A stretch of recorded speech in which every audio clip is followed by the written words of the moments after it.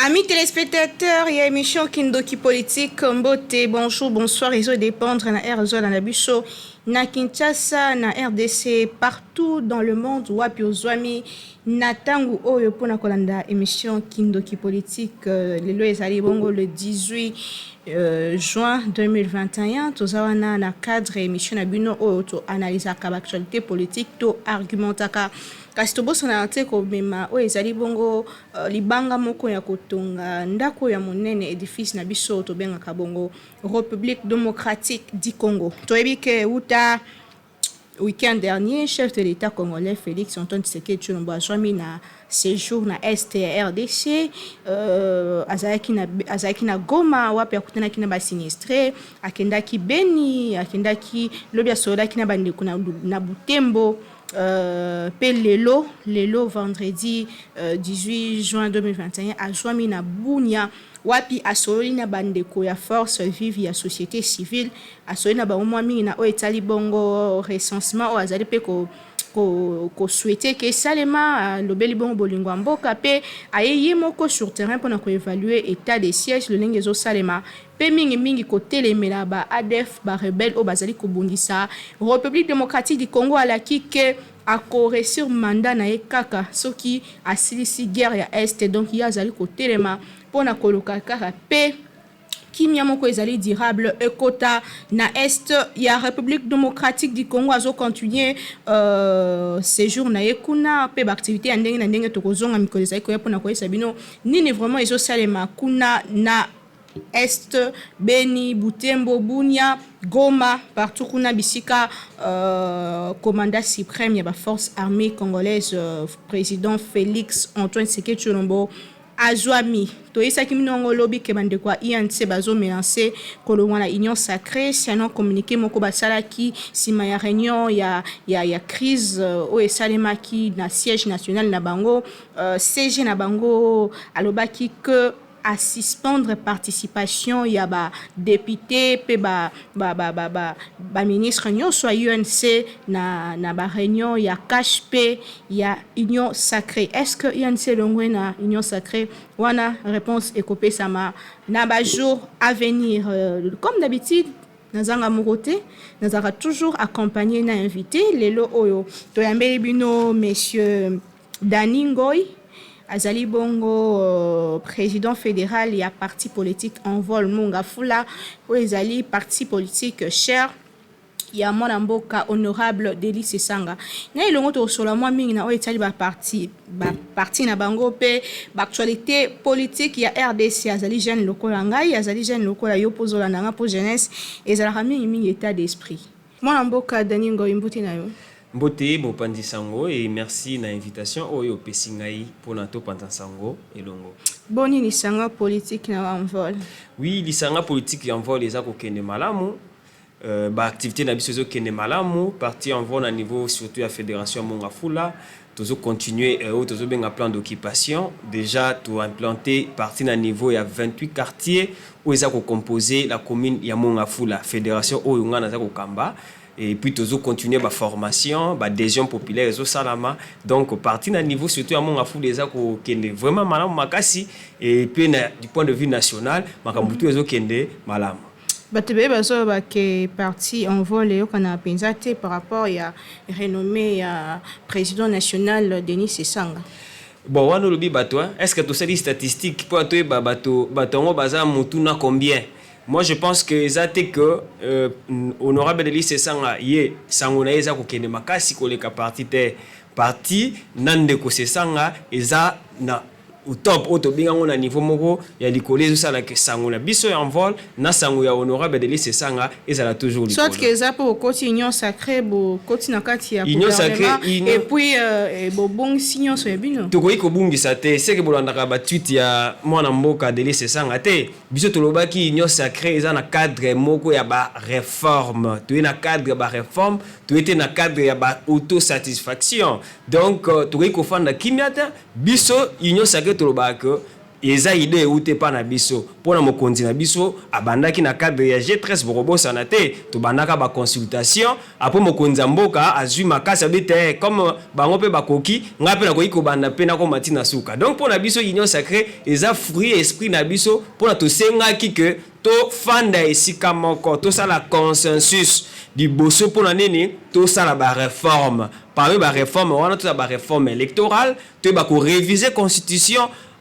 Un, pour l'intérêt de la population, et de deux, pour organiser les élections en 2023, malgré que tout le monde est au salamate, mais surtout ça serein, la vision de biso est partie en vol, autoritaire contre l'ignorance, contre la corruption et contre la pauvreté. Et combat entre les côtés kangote, kaka pour nous dans le cadre de l'union sacrée. Pour la biso l'union sacrée, et ça autour il y a des valeurs républicaines, autour il y a des principes. Tout le la réforme et la loi électorale, puis loi il y a réforme et à CENI, G13 est parmi pour loi Nérouti bon on a le lot excellence Lutundu là azaki honorable Christophe Lutundu là o apesa ki bon makanisna a outi na kata G13 kasi le loi wana eleki na niveau ya parlement pe na assemblée nationale G13 42 TLMP na kati na ngo président national pour na ko dénoncer au bon benga déjà ndenge moto OK na ma tricherie est-ce que ça contradictoire té d'abord précision Mouké Lutundu là azana G13T, G13, Isaba Claude Lubaya, Isaba Delis Sanga et les autres. Mais tout le monde qui loi on de quoi qui nango, Isaki loi moko malamu pour un ndeko. Ceux qui t'auraient causé à moi sima, Seigneur Salama qui pour organiser des élections libres, transparentes et indépendantes. Bah bagi que être tout long na bakor ya sans cité autre, bah non, ceux qui t'osui, tu peux s'organiser élection à acteurs politiques. Il faut poser problème comme il y a tricherie cause à makasi, hold-up électoral cause à makasi. Qu'est-ce qu'il faut faire? Il faut repérer la société civile à organiser l'élection. Et la mission essentielle est avec le Kouana. Et puis, ils ont des batailles politiques et à la Ténakati. Mais, la société civile est bon bon pouvoir faire malin mon biso peto quota. Eh ben nous quota mon comment habiter hein? Tu vois que sous seigneur au cas de la société civile c'est que fait peto tcha bataille politique. Ah, c'est que les gens malin biso toye koloba nini acteur politique akokoza na kati mais aza une influence makasi te parce que faut to dépolitiser la CENI pona nini ceux qui politique et s'impliquer makasi na organisation na fonctionnement ya CENI et que ça que comme politique aza majorité na niveau ya CENI ayeba ko tripatrouiller ba résultat yango wana na cadre ya G13 nengo lobi to proposer d'ailleurs un bureau paritaire c'est-à-dire 3 sociétés civiles 3, il y a opposition, na 3, il y a majorité. N'est-ce pas la même chose qui s'est fait aujourd'hui? 5, il y a pas majorité, 5 opposition, on a 5 il y a société civile. Non, ils ont 5 000 lotés. Société civile, bâtie 5, opposition, bâtie 4, et puis majorité, bâtie 6, ou ça les 15. D'abord, tu as 9. Bango bache 15 sur le plan statistique différence à 5 ans déjà significative na base to kolobela on besoin makambo ya réduction en train de vie à institution déjà ceux qui nombre d'animateurs comme ebele et ko coûter même sur les budgets pe amoka wana eza parenthèse mo la ngana bakisa mais to bi par rapport à fonctionnalité ya CENI ceux qui ke baza parité c'est-à-dire monto à lequel moningate eza question à poser ti lelo au nom de quoi majorité force soit 6 au nom de quoi opposition force soit 4 au nom de quoi société civile soit 5 alors pour nous éviter nous on a pas toujours que nous sommes une élection en 2023 il y a pas un gagnant mutu moko te à cause à la super favori mais là ce qui battait déjà majorité avec 6 personnes au faut pas dans carte bureau c'est que bango ne ba ko influencer makasi maman 6 sur 15 alors que président Outine na société civile président nani président ya CENI normalement oui, mais est on va pas dépolitiser CENI et ça pas seulement non ya animateur mais biso acteur politique est on va société civile et abato obédience na biso tous les bateau ba pour ba samusa na bango surtout aux élections 2006 aux élections 2011 aux élections 2018 tout le monde que influence politique est tellement makasi na kata CENI yango la biso tozo beta ngonga to lingi que CENI ezala dépolitisé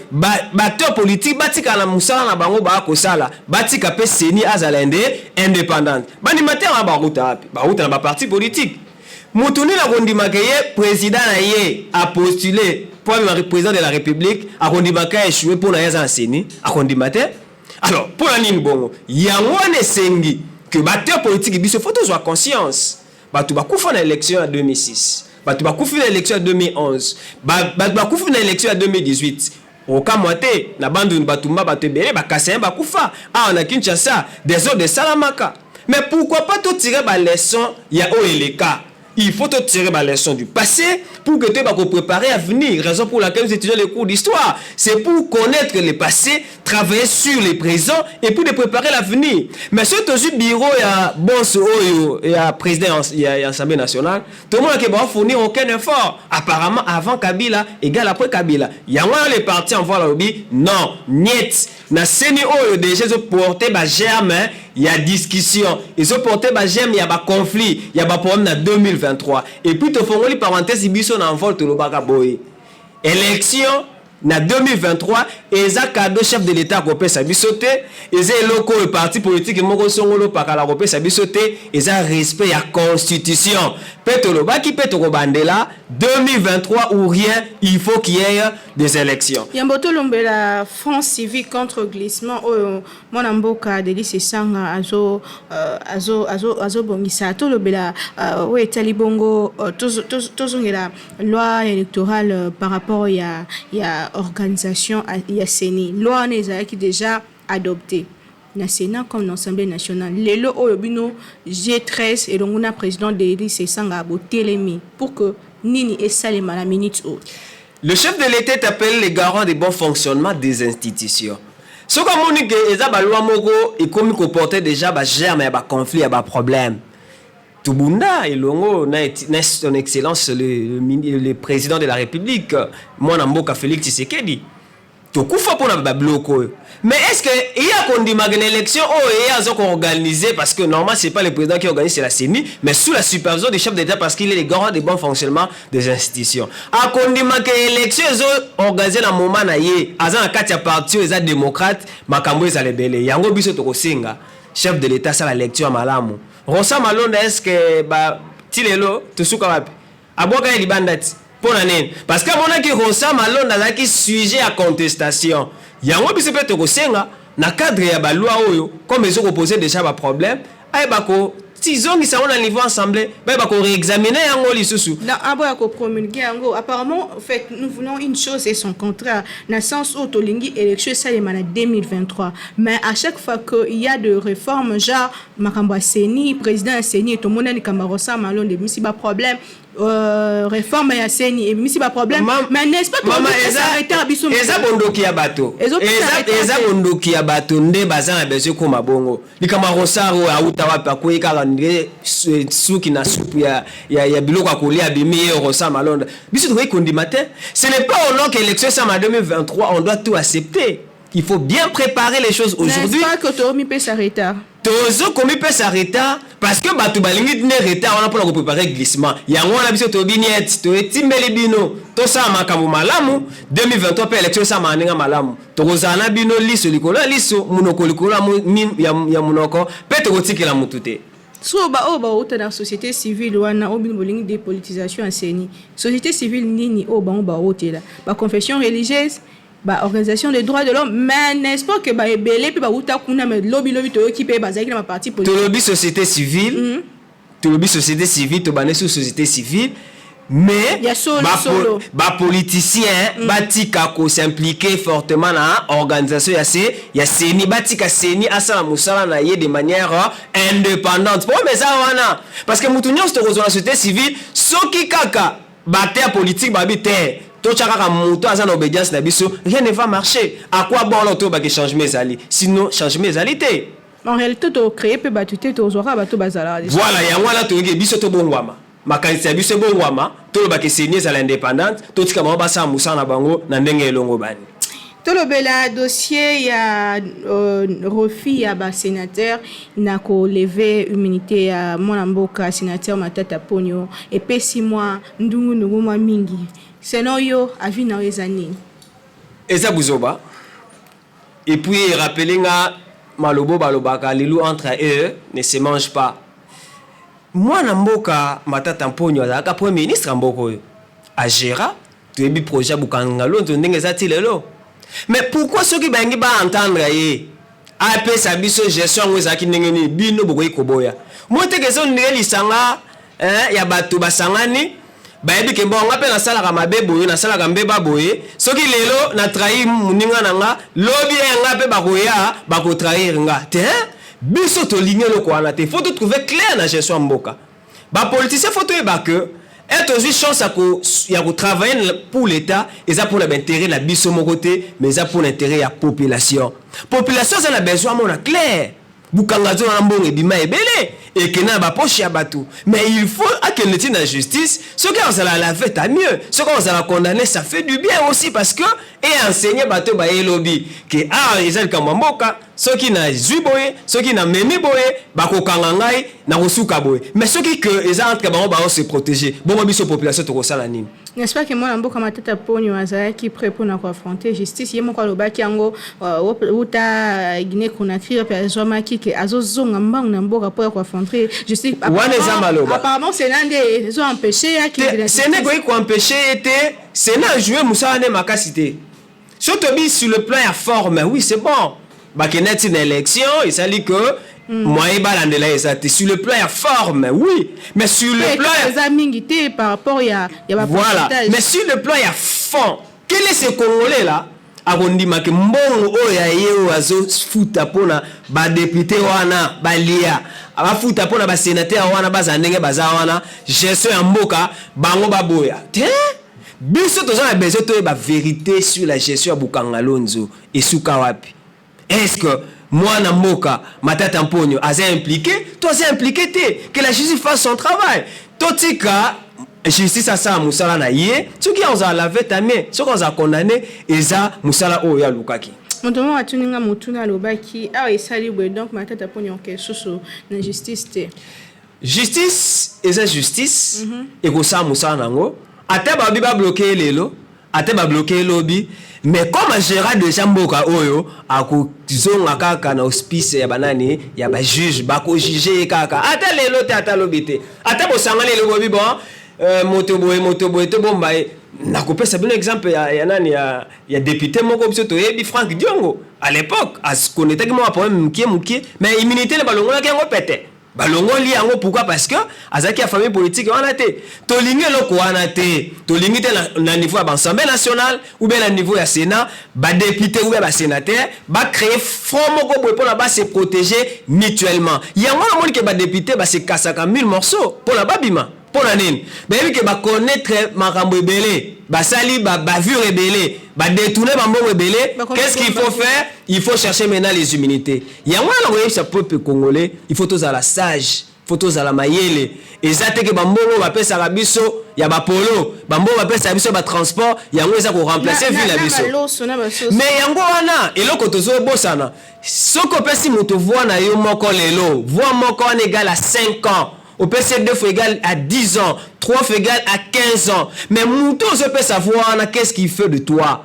Parce que être voteur bango, et ça pour ne pas travailler pour l'intérêt général. Il y a un moment que le parti en vol, na canal la chef, il y a mon candidat biso, de l'ICE Sanga, te bundaka toujours sur la réduction à 30 de vie à l'institution, où il y a plus de 70 à 80% à Bidja Mboka. Mais eloko wana ya mokonza mboka lo plutôt Delis Sanga lobaki yango batebe basekaki babaki eza populisme ndeni ya kosenga réduction à 30 de vie d'ailleurs akeneki plus longtemps lobi biso na l'Assemblée nationale toza autorité budgétaire tomeka kokita be molima na biso mais bafinga et récemment na tiko ka mwana mboka Jean-Marc Abound a retweeté à lobby il faut te réduire 30 de vie à l'institution mais biso to lobaki yango kala ya cela 2 ans passés tozaki sujet à Monkeri Kabou Nazaki premier vice-président de l'Assemblée nationale. À l'époque d'ailleurs, il faut promettre que député, il faut tomber émolument. Par contre, il faut qu'on quitte ça. Au moment que ma gestion mboka, ils ont posé problème. Bateau to ko tchala ba kamba biso mingi ba pour l'intérêt na bango ba pour l'intérêt à population moko ya ba politique mboka na biso natanga kombo na ye Steve Mbikai a sali forme ko senga que ba longola ba supprimer ba chambre mosusu notamment Sénat a vu no ezani ya ebi pour aller ko salango na bandi soka saki on a sika Kabila ngeza makasi ayebi bantécédent o bango ba na ngona bayati soko sango na kombo ya bayati c'est son affaire mais ngana koloba boy soki biso peuple to remarquer que institution o ezo ko poser problème eza conglomérat ya bato basangani pona ba réduire population dans les néants to côté les melango to ko senga pe suppression nango biso eza tel kamwa conflit o eza entre député tel sénateur tel non biso to za besoin d'institution forte ou ekosala que mboka ekende liboso mais le conflit entre Steve Mika ina bati lukwebo etali bisote chef de l'état na est ya République démocratique du Congo ba zelaki mingi population elelaki to mona même mikoleleki bana babande kola libanda na ville ya Goma pona kosenga que ban na ville ya Beni pardon pona kosenga que chef de l'état ya lelo chef de l'état anyati makolo presque une semaine déjà na est ya République démocratique du Congo acte wana ezali significatif na niveau ya pona kozong sa peine mboka. Oui to sepeli parce que bana balelaki ba moni ke ba parents bango bazo kufa na baguerre et puis balele ba bike non mokonzi mboka oya boy mais loko pe sala ki biso pe passe na cadre parti politique na biso en vol réaction chef de l'état à l'époque alors baki bato bana wana ba ko ba par émotion baza manipuler mais lelo siko aye c'est manipulation ou esili je pense que chef de l'état azongi dans son sens avec kotala bana wana soyona bango eza idée malamu il faut que mokonzi az la proche ya bato oya zoko kamba c'est pas pour rien to chaque mokonzi na biso état de siège bilan nango lelo to koyo koloba que to comme déjà na cadre ya positif ou bien eza nanu nanzela eza nanu parcours biso na cadre parti en vote lobaki que état de siège eza mabete eza malamu mais pour na biso fallait d'abord qu'il y ait des réformes nani aza na kati ya armée boyebi biso toyebi que armée na biso eza inféodé infiltré basé ebele kotika gestion ya ba province mibale wana na ba militaire sans que tous en a ba précision nyonso eza moins danger mokie mais to supposer que chef de l'état azwaki tous les éléments possibles et ça dit que ba ko décréter état de siège en ce qui concerne le bilan biso on a kana TVNetio balobi bo bazui village tel mais sur le plan quantitatif on n'a rien senti il y a changement makasi tout le bela o etali bongo comment dirais-je pardon tout le bela o etali bongo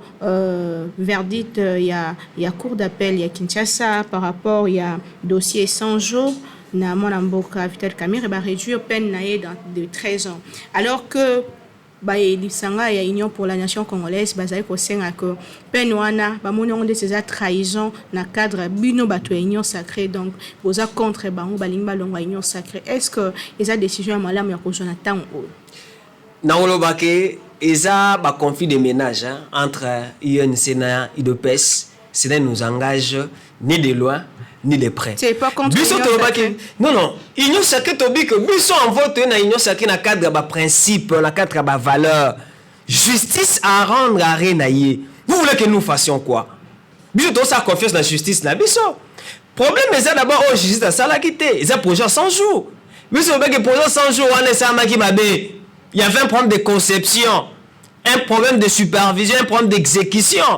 Il y avait de problèmes. Na niveau de gestion il y a bloc wana vous savez il faut total résultat il y a Vital Kamerhe comme le résultat d'un stimulus le stimulus qui produit la réaction les stimulus c'est un projet 100 jours oyo ba gérer en on ndenge ya malamu te mbongo ebima ebele mais solution ngwe monana te justice akati makambo alobi ke non mwana mboka ozo kene makala ozo kene prison pour 13 ans bilo bolingi ko parti politique en vol alobane alobakeza alukuta eza ya solo te ngana ya chichete na za avocat biso tozo loba o justice azosala so justice alobi ke non fo ba quitter mwana mboka Vital Kamerhe tokobeta maboko mais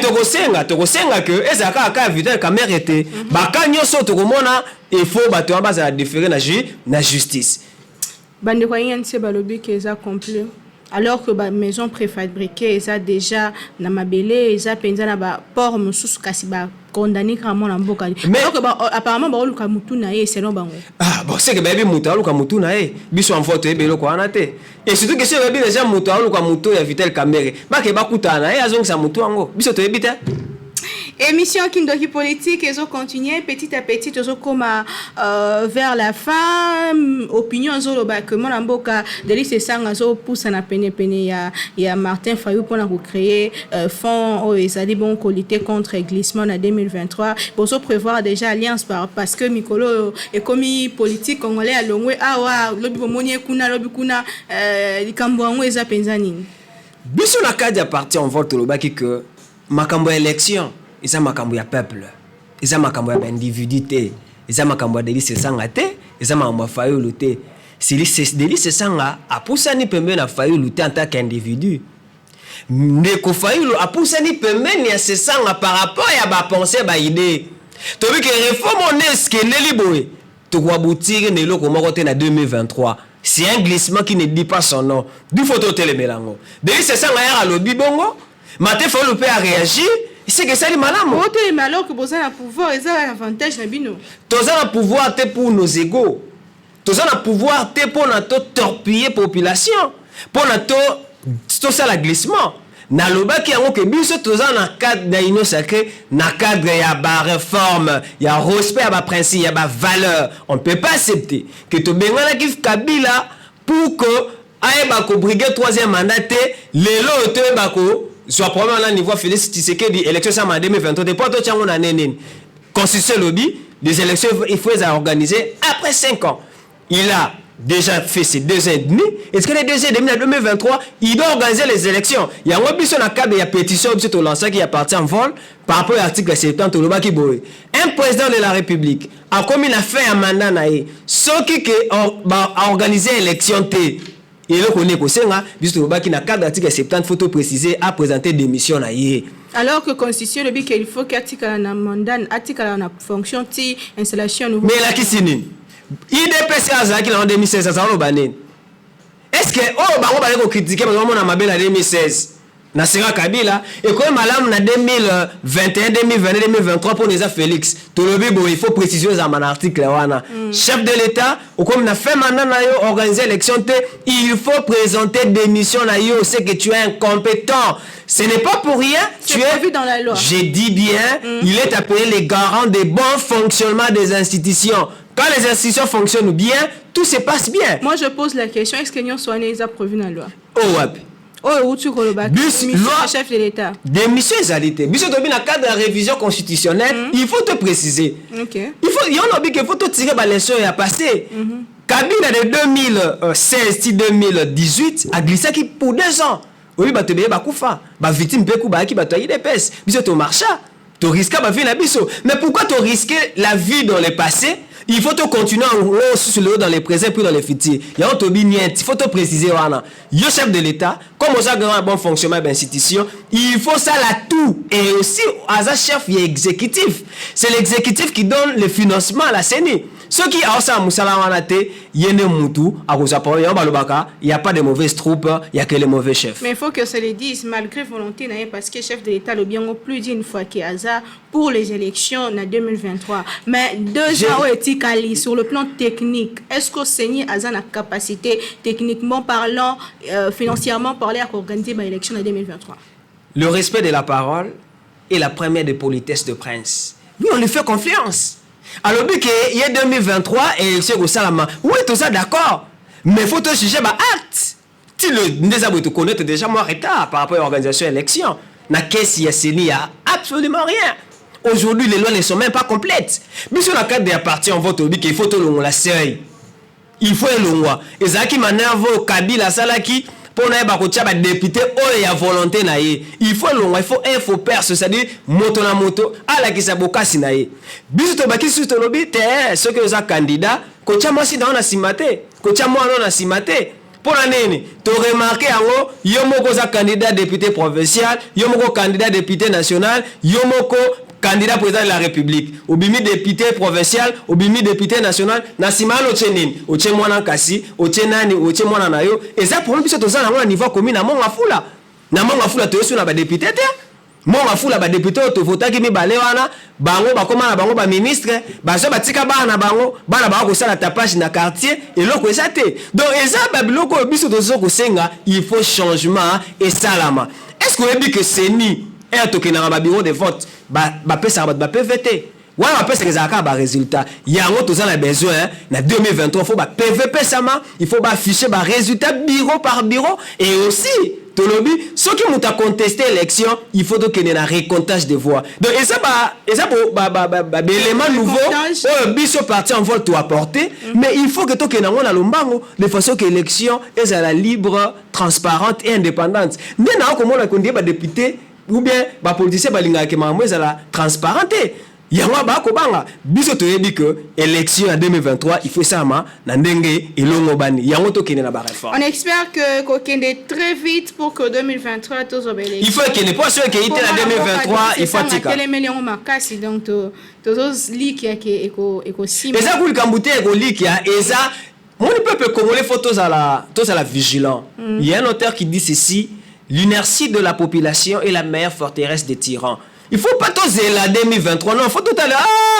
oh ba biso moni ndo kisala nene bele la avant voir et kangama biso faut tout moi que neto que l'élection oyo et comme déjà ko donne un moment muke il faut tout élément population tous à vigilant ya biso la carte parti en vol to bakasi la démocratie citoyenne aux population aza ko veiller sur ba loi ya mboka na ye sur exécution ya bakambo o esengi pona bien na ye. Kindoki politique à l'élo est comme presque na souka to aussi c'est un dossier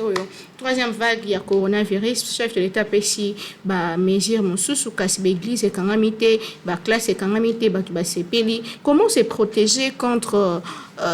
troisième vague ya coronavirus alors que ba transport a quand même ba bazo tonda ba transco et ça toujours na ba to belé en tout cas to ebi ville Kinshasa ndenge za la pe kinoa za teti ti lelo uta ba loba makamba okanga kokanga batu pona ba cash ne en tout cas na moni yango te na habité na côté na bino so yo moni yango mais na moni yango te population azo tambola aotala soki policier au sale local alors qu'ils a pona volonté na moko et tant que leader d'opinion ni ne quoi sa population congolaise et là on a sa population ils que tout est malade ya Covid-19 ezali et puis troisième vague eza vague moko ya mabe makasi qu'est-ce qui et kosangana na parce que bato ba baté biso na Congo déjà to bela ba grippe depuis kala et sangana elanga oui ko sangana elanga et ko za pe covid yango il faut se protéger la prévention coûte moins que la guérison yango to sa nene to la tabakashi na biso malgré que to za la émission to ti bakashi nete mais moi distanciation et salami de c'est que muto ça na cache na yo il faut distanciation sociale il faut ça là il faut qu'on sokola maboko no à tout moment il faut on se protéger pour nous protéger pe bato mosusu sinon te mboka ko ya kobeba. Il y a une question aux aïki nango na mutu que na posé ote. Et loko na kolobeza par rapport à réduction et à train de vie des institutions au combat ya mwana mboka de lycée Sangala Saki. Allez, 30 minutes, 30 secondes. Lelo toza content parce que IDPS via Jama Kabund va rejoindre honorable de lycée Sanga na décision à Lobaki. Yango na kosenga au lieu que to ba ko zanga vision claire ya mboka, il faut toza lango déjà lelo to travailler pour l'intérêt général. Il y a population et non pour na ba regroupement politique na biso et non combat vision na biso. To sika populisme mais total la ba question politique ya mboka il faut to juger peut-on réfléchir à fond au lieu que tout tient bas sentiment. Voilà pourquoi dans le cadre de la partie en vol biso tolingaka raison et sika ya sentiment. Ezaki lobano asuka merci na ndengo on dimi ko yana na mitu na biso. Merci ngapi na remercier bino, c'est la première fois na yebi ke oza la dernière fois te. On a toujours le bienvenu na plateau na biso Kindoki politique. Merci beaucoup na bino bolandinga partout dans le monde kasina lo bablo komi balé. Ya liboso eza par rapport à COVID-19 ezali. Ndeko moko ayebisinga que COVID-19 yazo ndimelango te po ya sambelaka. Alors que ce qui au sambelaka, il faut omi batira. Bible même elobi que il faut komi batira dans sens que il faut que omi bomba yo moko. Alors fais très attention, c'est pas que parce que au priaka ndé ozana problème té na sens en tout cas tous soins na biso moko to respecter ba mesures barrières na kati ba bis partout aux allez respecter ba mesures barrières et puis pesa bana na yo cache netong mona okende classe zwa soin na ye na o etali susu réduction ya train de vie à l'état lelo ezape ko benga bandeko ba politique ko pesa bango mbela ko loba que ezaka te ko sala mboka so za kata ba institution ko zape libanda ba institution ozo sala mboka kasi nyonso ezala po l'intérêt général ya nation na biso ezali bongo République démocratique du Congo kindoki politique lelo esili awa ngana mino tokutani lobby pour na édition mosusu na invité à Sika mais toujours avec le même plaisir na bosana koloba te tout dans l'ignorance pe mingi to linga mbuka na biso kimena bota na bino tokutani mekolo salikoya